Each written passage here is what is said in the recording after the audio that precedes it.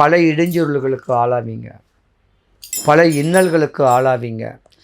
கர்ம பலனை அனுபவிக்கணும்னு பிறக்கக்கூடிய தருணம். கர்மக்காரகன் சனி பகவான் கர்ம சனியாக உங்களுக்கு இருக்கார். நீங்கள் உங்கள் முன்னோரை நினைக்கணும், உங்கள் குலதெய்வத்தை நினைக்கணும், இல்லை உங்கள் குலதெய்வத்தை எங்கேயாவது பிரதிஷ்டை பண்ணணும். பண்ணிங்கன்னா உங்கள் வாழ்க்கை சக்ஸஸ் சூப்பராக வரக்கூடிய ஒரு தருணம் உண்டு.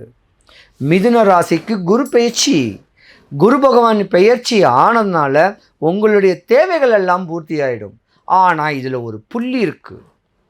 குரு பகவான் புதன் பகவான் வீட்டில் இருக்கிறாரு.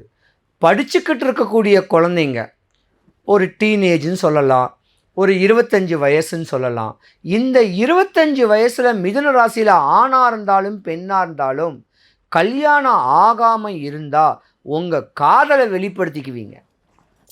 உங்கள் படிப்பு கோழி முட்டையாயிடும். அதனால் தாய் தகப்பன் பேச்சை கேட்டு நடந்தீங்கன்னா உங்கள் வாழ்க்கை உயர்ந்த நிலை, உச்ச நிலையில் அடையக்கூடிய தருணம் உண்டு.